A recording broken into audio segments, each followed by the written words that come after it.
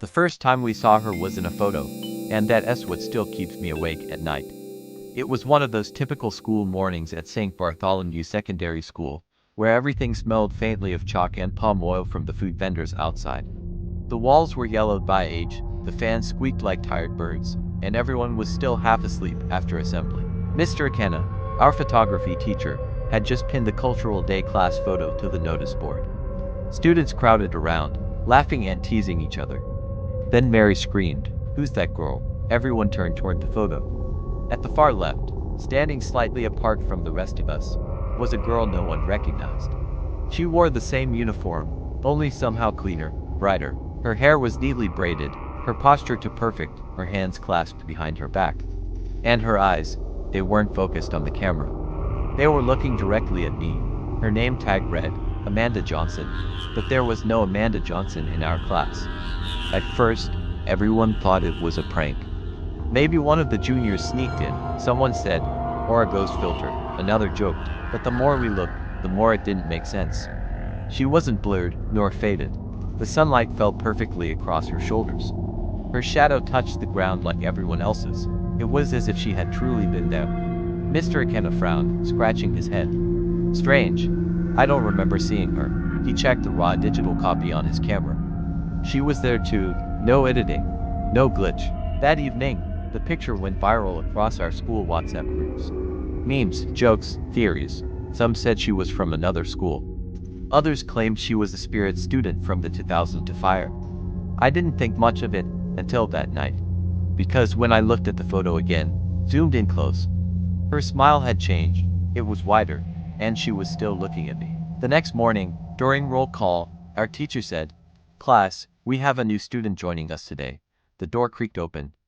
And there she was, Amanda Johnson, same smile, same braids, same posture. It felt like the entire classroom forgot how to breathe. "I'm Amanda Johnson," she said softly, her voice calm, almost melodic. "I just transferred here from St. Mary's Academy." Mrs. Okafor, our class teacher, looked puzzled. "Transferred? I didn't receive any documents. They said they'll arrive next week," Amanda replied, still smiling. Something in her tone, too calm, too sure, made my stomach twist. Mrs. Okafor hesitated, then nodded. "All right. You can sit next to Chike." She walked toward the empty desk beside me, moving like she'd already memorized every step. From that day, everything started to change. Amanda rarely spoke unless spoken to. She never ate lunch. Her desk remained empty, no notebooks, no pencils. Yet, she always knew the answers.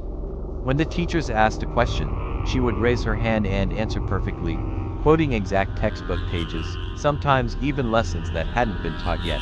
Once, when the geography teacher asked for the capital of Kazakhstan, she whispered Astana, even though the teacher was halfway across the room. Her voice carried like wind through water. The entire class went silent. After that, people avoided sitting near her. But the photos, that was the strangest part. Whenever we took group photos, she appeared, even when we swore she hadn't been there. If someone snapped a shot during lunch, she'd be sitting under the mango tree, smiling faintly. If we took a class picture, she'd be at the back, head slightly tilted. Sometimes she wasn't in the photo at first. But after a few minutes, if you reopened the file, she'd appear, always smiling, always watching. One day, Mary decided to follow her after school. "Amanda disappears after class," she whispered. "I'm going to see where she goes." I tried to stop her, but Mary was stubborn. At 3:30 p.m., when everyone was leaving, we saw Amanda walking toward the old science block, the one that had been sealed off after the fire 15 years ago. Its windows were broken, and the walls still smelled faintly of smoke. Amanda walked right up to the door, and it opened. Even though it had been locked for years, she turned around, saw us watching, and smiled. Then she stepped inside, and vanished. We ran after her.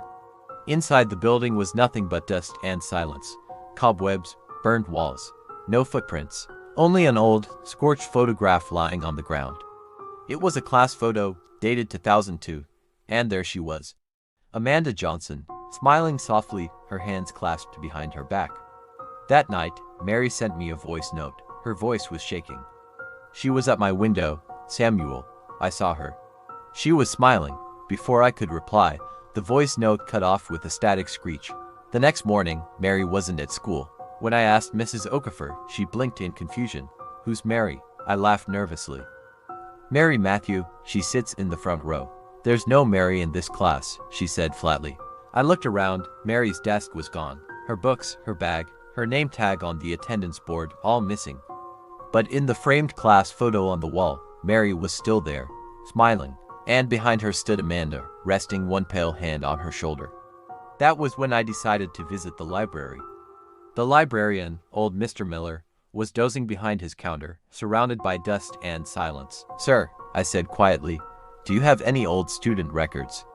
"I'm looking for someone named Amanda Johnson." At the sound of that name, his head snapped up. He stared at me for a long moment before whispering, "Why do you ask?" "She's in my class," I said. "She transferred here." His lips trembled. "That's not possible." He led me to a dim back room where old school yearbooks and registers were stacked. From a box marked 1999 to 2003, he pulled out a photo album with burned edges. When he opened it, the air felt colder, and there she was, Amanda Johnson, same braids, same smile, same gentle eyes. Beneath her picture, it read, "Amanda Johnson, class of 2002, died in the science block fire, age 16. I stumbled backward. "No, she's alive. She's in my class." Miss Miller grabbed my wrist. "Listen to me. Every few years, she comes back. Always to SS to B, always appearing in photos first. What happens to the students?" He hesitated, his voice barely a whisper. "They vanish, their names erased, their memories wiped. The photos change, and no one remembers they ever existed." I ran out of the library trembling. The air outside felt wrong, too still. When I looked back toward the classroom block, I could see her standing by the window, staring down at me, Amanda Johnson, smiling. That night, I woke to my phone buzzing non-stop. 47 new photos, all of me.